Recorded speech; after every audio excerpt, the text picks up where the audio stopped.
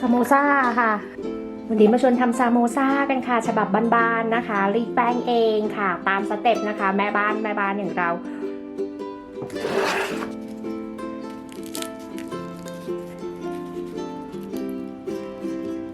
นี่ค่ะอร่อยแบบนี้นะคะทำเองได้ที่บ้านง่ายๆนะคะซาโมซ่าค่ะสไตล์มีนาลองทำกันดูค่ะไปค่ะดูความกรอบซาโมซ่านะคะเดี๋ยวเราก็จะเริ่มจากการหั่นแครอทนะคะประมาณครึ่งหัวเป็นเต๋าเล็กๆกับมันฝรั่ง1 หัวหั่นเป็นเต๋าเล็กๆเช่นเดียวกันนะคะเอาไปต้มค่ะต้มให้เขาสุกประมาณ 80% ก็พอหรือให้เขาสุกเลยก็ได้นะคะเนี่ยเดี๋ยวเราไปต้มนะ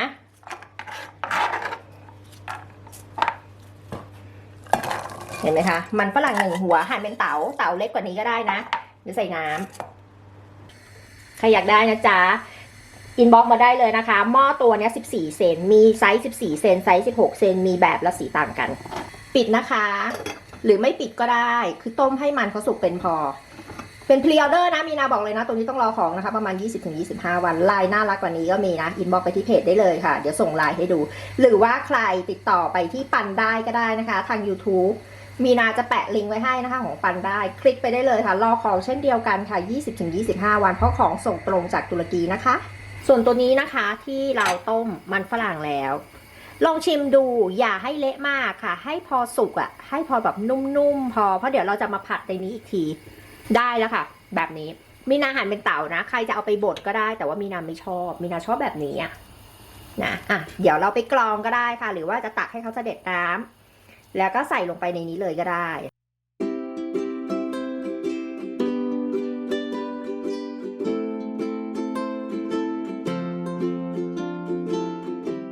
เดี๋ยวเรามาผัดกันนะคะก็ตั้งกระทะเลยค่ะ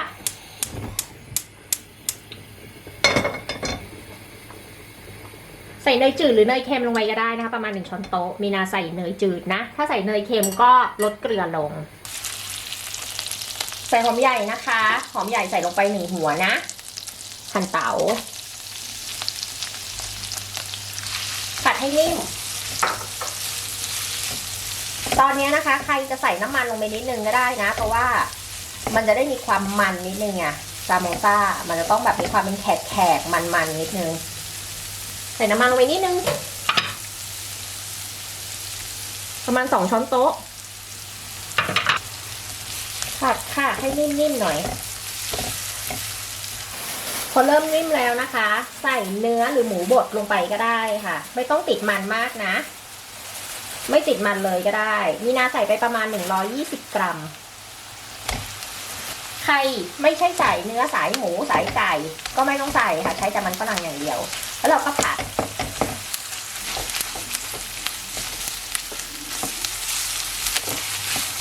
ในนี้นะคะก็จะมีพริกนะคะพริกคล้ายๆพริกป่นเกาหลีแหละแต่ว่ามันไม่เผ็ดนะคะแล้วก็มีผงยี่หร่านะคะมีผงกะหรี่นะคะมีพริกไทยมีเกลือมีน้ำตาลใครมีผงมัสลาก็ใส่ลงไปนะมีนะไม่มีคือเราก็ชิมรสตามชอบของเราอะค่ะว่าเราชอบรสแบบไหนใครอยากใส่น้ำมันหอยมันเป็นอาหารแขกนะอาหารแขกมันก็ใส่น้ำมันหอยไม่ได้นะแต่ว่าถ้าใครติดรสชาติแบบไทยๆก็ปรุงแบบไทยๆได้เลยแบบ3 เกลือผัดแบบนี้ให้เนื้อเขาสุกหน่อยนึงเสร็จแล้วมีนาก็จะเอาตัวเนี้ยใส่ลงไปที่เราต้มแล้วใครจะชอบเป็นมันบดก็ได้นะคะก็คือเราก็เอามันไปบดก่อนแล้วค่อยเอามาผัดแต่มีนาชอบแบบนี้ชิมนะคะให้ออกรสแบบเค็มๆอ่ะเค็มๆหวานๆแล้วก็มีกลิ่นเครื่องเทศฉุนๆหน่อยเสร็จแล้วเดี๋ยวเราทิ้งไว้ให้เย็นนะคะพอเย็นเสร็จเราค่อยมานวดแป้งก็ได้สบายๆเราชิมค่ะชิมเลยค่ะทิ้งไว้ให้เย็นน้ำค่ะ1 ถ้วยตวงเกลือนิดนึงไปช้อนชาค่ะน้ำมันพืชนะคะ1 ช้อนโต๊ะหรือใครจะใช้เป็นเนยละลายก็ได้ถ้าแขกจริงๆเราก็จะใช้เป็นเนยละลายเนาะเสร็จแล้วเราจะใส่น้ำส้มสายชูค่ะ 1 ช้อนโต๊ะเพื่อจะทำให้แป้งเนี่ยมีความกรอบนะคะเนี่ยแล้วก็กริ้งมีนาใช้น้ำมันมะกอกวันนี้เพราะว่าน้ำมันพืชมีน้ำหมดเดี๋ยวค่อยลงไปซื้อไม่มีน้ำส้มสายชูไม่ใส่ได้ไหมไม่ใส่ได้ค่ะความกรอบเขาก็จะลดลงเท่านั้นเองเสร็จแล้วใส่แป้งสาลีอเนกประสงค์ค่ะหรือแป้งขนมปังก็ได้แล้วก็เอา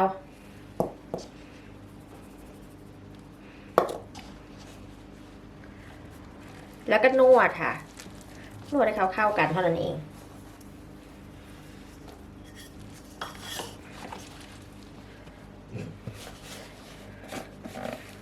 เดี๋ยวขอดูแป้งนะคะเดี๋ยวเรานวดให้นุ่มๆอ่ะใช้2 ถ้วยตรงประมาณ2 ถ้วยตรงครึ่งนะคะค่อยๆใส่อาจจะใช้แป้งไม่ถึง2 ถ้วยตรงครึ่งก็ได้เข้าใจใช่ไหมตามนั้นเคล็ดลับไม่มีอะไรค่ะมีเท่านี้จริงๆซาโมซาจะใช้เป็นแป้งสดนะคะทอดก็ได้คือแป้งสดก็คือตัวนี้แหละหรือว่าจะเอาทำแป้งให้สุกก่อนแล้วเอาไปทอดก็ได้มันก็จะได้รสสัมผัสที่แตกต่างกันหน่อยนึงขั้นตอนจะยุ่งยากขึ้นมาหน่อยนึงเท่านั้นเองเห็นไหมคะเนี่ยแป้งก็จะเป็นแบบเนี้ยก็แค่นวดให้แป้งเขาเข้ากันเป็นพอเท่านั้นเองนี่ค่ะเราจะแบ่งแป้งเป็นก้อนเล็กๆ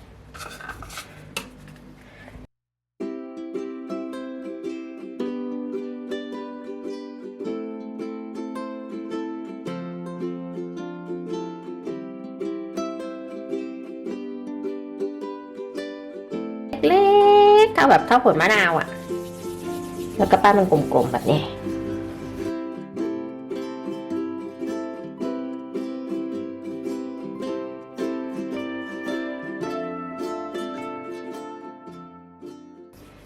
นะคะเสร็จแล้วเดี๋ยวตัวนี้เราก็แบ่งมันเท่ากันแบ่งเหมือนเดิมแต่ว่าตัวนี้จะมาทำให้ดูอันหนึ่งก่อนว่าโรยแป้งนะคะแล้วเราก็รีดค่ะให้เขาเป็นแผ่นกลมนิดนึงแบบนี้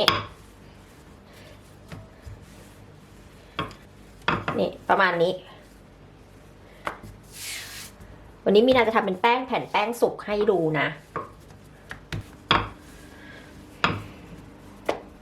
เราก็จะเอาแป้งแผ่นหนึ่งมาทาด้วยน้ำมันค่ะน้ำมันพืชธรรมดาเนี่ยค่ะทาให้ทั่วแผ่นนะคะ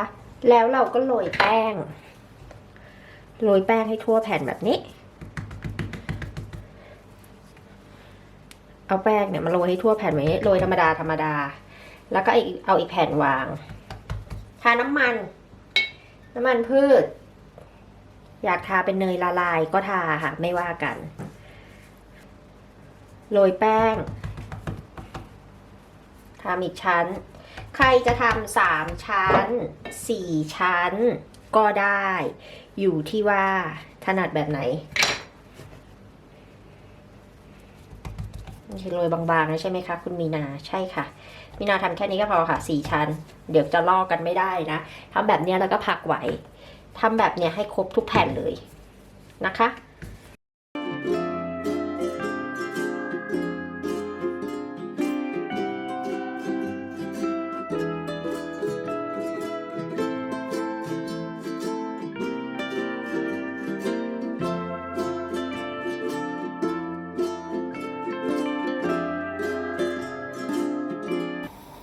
นี่นะคะเสร็จแล้วเราก็โรยแป้งเยอะๆนิดนึงโรยแป้งเยอะๆนิดนึงแล้วก็รีดค่ะหยิบมาแผ่นหนึ่งแล้วก็รีด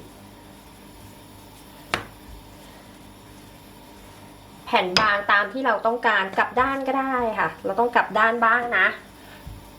เห็นไหมว่ามันจะรีดง่ายตั้งกระทะนะคะเปล่าๆเดี๋ยวเราจะเอาไปนาบกับกระทะตรงขอบนี่ก็คือรีดอ่ะเดี๋ยวเราเอาไปนาบกับกระทะกันเลยค่ะกระทะคือตั้งไฟแล้ววางไว้เลยค่ะรอให้กระทะเขาร้อนนิดนึงไฟเป็นไฟกลางนะคะเนี่ยเห็นไหมไม่แรงมากกับด้านนี่คือแป้งสุกจริงๆแล้วอะเราทำเลยก็ได้ค่ะคือรีดแป้งเป็นกลมๆแล้วก็ใส่ไส้แล้วพับเป็น3 เหลี่ยมทำเลยก็ได้แต่วันนี้ทำแป้งสุกให้ดู ถ้าเรารีดแป้งบางนะคะ เราก็จะได้ซาโมซาที่ออกมาบาง แต่ว่าตัวนี้ไม่ต้องบางมากหรอกเพราะเดี๋ยวไปทอดแล้วทานเลย เสร็จแล้วค่ะเดี๋ยวเราเอาขึ้นเลยเห็นไหมไม่ต้องเหลืองนะเอาแค่พองก็พอพองเสร็จเอาเลยเอาขึ้นเลยเอาขึ้นมาไว้แบบนี้ เห็นไหมคะว่าเขาจะลอกได้จะรอให้เขาเย็นก่อนก็ได้นะอ่ะคลุมผ้าไว้ค่ะเดี๋ยวแห้งคลุมไว้ก่อนทำแบบนี้ให้ครบทุกแผ่นนี่ค่ะมันจะลอกเป็นแผ่นออกมาได้เห็นไหมเนี่ยอย่างเงี้ยรอให้เขาอุ่นๆก่อนนะเราค่อยลอกมันก็จะเป็นแผ่นๆแบบนี้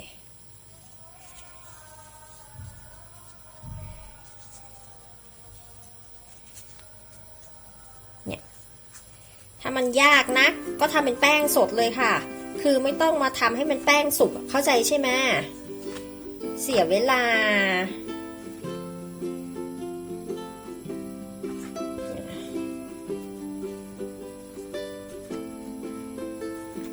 ได้แล้วนี่เห็นปะคะ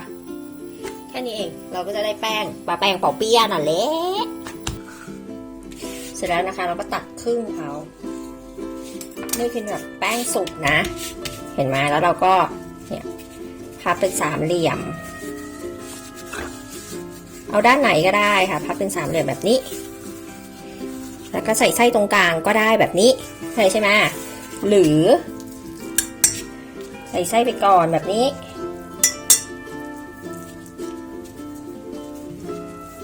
แล้วก็พับเขาตรงนี้ก็ทำให้มันเป็นรูปพับเขาแบบนี้ค่ะแบบนี้นะคะแล้วเราก็จุ่มน้ำเอาน้ำเนี่ยทาเพื่อที่จะปิดแค่นั้นเองแล้วก็ทาด้านนี้เพื่อที่จะปิดแล้วก็ทาแต่ว่าตรงนี้เราต้องตัดทิ้งเรื่องของเรื่องอ่ะถ้าเราจะใช้เนี่ยเราก็จะได้เป็นแบบนี้ค่ะจะได้ออกมาประมาณนี้นะคะจริงๆจะได้ประมาณ2เท่าตัวของอันนี้นะมีนาทำแค่นี้ก่อนแล้วอีกที่เหลือเดี๋ยวค่อยมาทำต่อ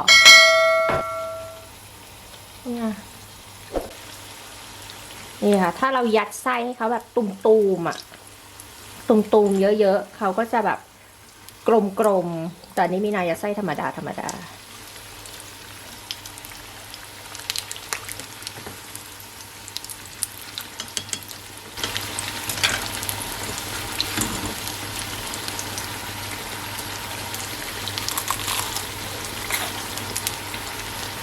รับรองความกรอบได้เลยค่ะดูนะ